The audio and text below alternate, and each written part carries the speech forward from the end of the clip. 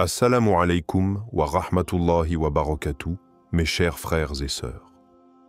Aujourd'hui, je vais vous partager un secret puissant, simple, mais incroyablement transformateur. Imaginez qu'il existe une parole, transmise depuis des siècles, qui parle d'une guérison totale, d'une délivrance complète, offerte non pas à un individu ordinaire, mais au plus mystérieux des hommes, l'imam al-Mahdi. Dans la tradition islamique, chaque mot revêt un poids, chaque expression contient une sagesse. Lorsque les savants, les soufis ou les gens de sciences spirituelles parlent d'une bonne nouvelle pour le Mahdi, ce n'est pas une expression anodine. Cette annonce est lourde de sens. Elle désigne un moment de basculement, une transition entre l'ombre et la lumière, entre l'attente silencieuse et l'action divine manifeste. De même, le terme « guérison complète » ne désigne pas simplement un soulagement corporel, mais une libération de l'âme, une cicatrisation des blessures invisibles, un apaisement profond envoyé par Allah lui-même. Dans un monde où la majorité des croyants se sentent perdus, affaiblis, persécutés ou divisés, la figure du Mahdi devient un symbole vivant d'espoir. Sa venue est une miséricorde, une promesse, un signe que la nuit prendra fin. Mais avant que cette lumière ne brille sur le monde entier, elle doit d'abord illuminer son propre cœur. Le Mahdi aussi passe par des ténèbres. Il connaît la douleur, l'isolement, la confusion, et c'est dans cette obscurité que descendra sur lui la Bouchra, cette bonne nouvelle tant attendue. C'est cette étincelle qui mettra fin à l'errance et qui ouvrira la voie à sa guérison complète. L'imam al-Mahdi est une figure centrale dans les traditions prophétiques liées à la fin des temps. Les savants des 4 écoles juridiques, les soufis comme les traditionalistes, ont tous transmis des récits qui parlent de lui avec respect, prudence et parfois avec une profondeur symbolique immense. Il est décrit comme un homme parmi les hommes, mais choisi par Allah pour être le réformateur final, le rassembleur de la Ummah, celui qui mettra fin à la tyrannie et ramènera la justice, comme elle a bien été instaurée par le prophète Muhammad, paix et bénédiction sur lui. Parmi les hadiths, on retrouve cette annonce rassurante. Même s'il ne restait qu'un seul jour à vivre dans ce monde, Allah prolongerait ce jour jusqu'à ce qu'il envoie un homme de ma descendance portant mon nom, et il remplira la terre de justice comme elle a été remplie d'injustice. Ce hadith célèbre ne parle pas simplement d'un homme politique ou d'un chef militaire, mais d'un guérisseur spirituel, d'un rénovateur des cœurs. Le Mahdi incarne l'équilibre parfait entre la force et la miséricorde, entre la sagesse et l'action, entre la patience et le commandement. Ainsi, cette bonne nouvelle est également une bonne nouvelle pour la Oumma tout entière. Car à travers sa mission, c'est l'espérance qui renaît. À travers sa guérison, c'est la guérison des croyants qui se prépare. Chaque souffrance qu'il portera avant son émergence résonne avec celle de notre communauté. Et chaque étape vers sa guérison annonce une ère de clarté et de justice pour tous. Avant que ne résonne cette bonne nouvelle, avant que ne s'opère cette guérison complète, l'imam al-Mahdi traverse une période de douleur et de profonde solitude.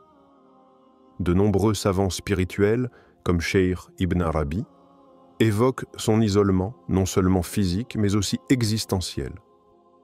Il est là, quelque part dans le monde, vivant comme un homme ordinaire, mais portant un fardeau immense que seul Allah connaît. Ce fardeau n'est pas celui d'un chef couronné, ni d'un homme de guerre, mais celui d'une mission silencieuse, lourde, cachée même à lui durant un certain temps. Cette blessure invisible est faite d'humiliation, de rejet, d'incompréhension. Il sera nié, critiqué, peut-être même pris pour fou. L'histoire des prophètes et des élus nous a déjà montré ce schéma. Avant l'élévation, il y a toujours l'épreuve, et le Mahdi ne dérogera pas à cette règle. Ce qui est plus marquant encore, c'est que cette souffrance n'est pas vaine. Elle purifie, elle forge, elle prépare, Elle brise l'ego, les attachements, les illusions et transforme le cœur en un réceptacle apte à recevoir la lumière d'Allah sans déformation. Ce que traverse le Mahdi dans cette phase, c'est l'écoulement d'une séparation douloureuse d'avec le monde, une mise à l'écart, une forme d'exil spirituel. Mais c'est dans cette obscurité que naîtra sa lumière. Et c'est justement à travers cette blessure que viendra la guérison. Car Allah ne laisse jamais ses serviteurs sincères sombrer dans l'abandon. Et cette souffrance, aussi profonde soit-elle, n'est qu'un prélude à la miséricorde qui s'apprête à le toucher. Il existe un moment précis, subtil mais décisif, que les savants et maîtres spirituels désignent comme le tournant, l'instant où tout change dans la vie de l'imam al-Mahdi. C'est celui de la bonne nouvelle. Ce moment n'est pas une scène publique, une déclaration officielle ou une apparition spectaculaire. C'est une annonce intime, secrète, que seul son cœur reçoit. Une inspiration divine, une vision nocturne, une révélation soudaine. Peu importe sa forme extérieure, cette bouchra est en réalité une lumière qu'Allah projette dans sa poitrine. Et elle efface d'un seul coup des années d'incertitude, de fatigue, de silence. Cette annonce, ce n'est pas seulement une parole, c'est un déclic spirituel. Elle donne un sens à toutes les souffrances passées, elle transforme la solitude en élection divine. Elle fait du rejet une preuve d'authenticité. À partir de ce moment-là, le Mahdi n'est plus dans l'attente, il est dans la certitude. Il sait pourquoi il a été éprouvé. Il comprend pourquoi il a été mis à l'écart. Et surtout, il réalise que tout ce qui semblait brisé en lui était en réalité préparé pour recevoir un dépôt sacré. La bonne nouvelle devient alors un souffle qui réanime, une flamme qui éclaire son chemin. Il retrouve sa force, sa clarté mentale, sa stabilité intérieure. Mais il n'est pas encore apparu publiquement. Cette guérison commence en secret. Elle est encore entre lui et son Seigneur. Mais elle marque déjà la fin de l'isolement et le début de sa formation finale, avant d'être exposé au monde comme guide et réformateur. Après avoir reçu cette bonne nouvelle intérieure, l'imam al-Mahdi entre dans une phase silencieuse mais stratégique, celle de la préparation. Guéri intérieurement, apaisé dans son âme, il n'agit pas immédiatement. Car l'ordre d'Allah ne vient jamais dans la précipitation. Il doit encore observer, analyser, comprendre les jeux géopolitiques, les dérives spirituelles, les souffrances de la Oumma. Il ne s'impose pas, il ne revendique rien, mais il est prêt.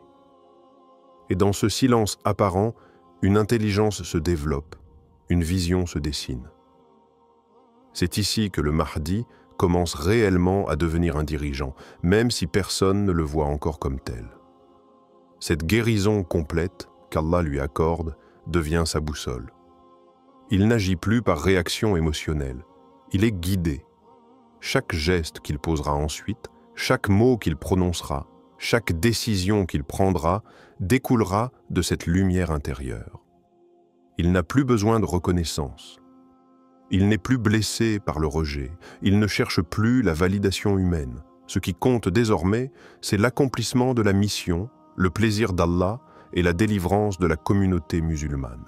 Cette guérison l'élève au-dessus des divisions, des passions, des intérêts mondains. Il devient un miroir limpide dans lequel la sagesse prophétique se reflète. Et plus il avance dans cette voie, plus Allah renforce sa certitude et le protège. Car celui qui a été purifié par l'épreuve, guéri par la lumière et guidé par le souffle divin, ne peut être que l'instrument de la justice ultime.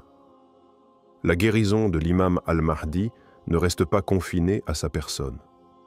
Elle agit comme une onde, une expansion silencieuse qui touche d'abord les cœurs éveillés, puis ceux en quête de vérité jusqu'à atteindre les masses.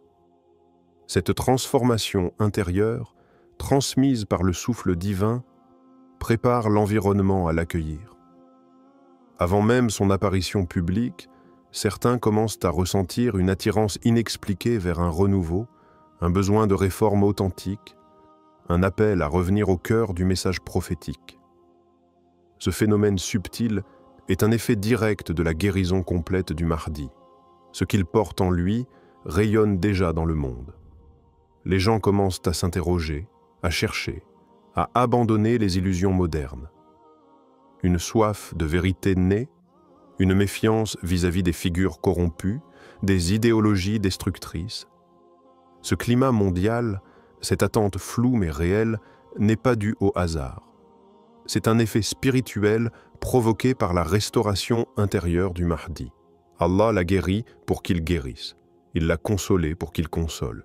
Il l'a éveillé pour qu'il éveille les autres. Chaque signe dans le monde devient une réponse à son propre parcours. Et lorsque le moment viendra, lorsqu'il recevra l'ordre d'Allah de se manifester, ce ne sera pas une rupture brutale. Ce sera l'aboutissement logique d'un processus profondément spirituel. Il émergera dans un monde prêt à l'entendre, et bien que les oppositions seront nombreuses, ses alliés auront déjà été guidés. Leur cœur avait déjà perçu ce que leur regard ignorait. Car lorsque la guérison touche l'élu, c'est toute la Oumma qui commence à guérir avec lui. Lorsque l'imam al-Mahdi apparaîtra, ce ne sera pas un homme en quête de pouvoir ni un personnage construit par les attentes des foules. Ce sera un homme réconcilié avec lui-même, pleinement guéri, totalement dédié à sa mission. La bonne nouvelle qu'il a reçue autrefois n'était que le début, la guérison, le chemin. Et désormais, son apparition sera la conséquence naturelle d'un travail divin effectué dans le secret. Il parlera peu, mais ses mots auront du poids. Il marchera doucement, mais ses pas changeront le monde. Car celui qui a été réparé par Allah porte en lui une autorité qui ne dépend d'aucun trône ni d'aucun titre. Les ennemis de la vérité le reconnaîtront aussi, non pas par ses discours, mais par la gêne profonde qu'ils ressentiront face à sa présence. Car le Mahdi est une lumière, et la lumière dérange ceux qui vivent dans les ténèbres. Les injustes sentiront que leur temps touche à sa fin. Les hypocrites perdront leur masque. Les arrogants seront humiliés. Mais pour les croyants sincères, ce sera le début d'une ère de miséricorde, d'unité et de justice. Sa guérison deviendra la leur, et tout cela avait été annoncé. Les anciens soufis, les grands imams, les maîtres du cœur l'avaient vu venir. Ils parlaient d'un homme blessé, guéri par Allah, et envoyé pour panser les plaies d'un monde brisé. Ce message, transmis à travers les siècles, arrive aujourd'hui à son accomplissement. L'imam al-Mahdi, une bonne nouvelle pour lui, est en réalité une bonne nouvelle pour toute l'humanité.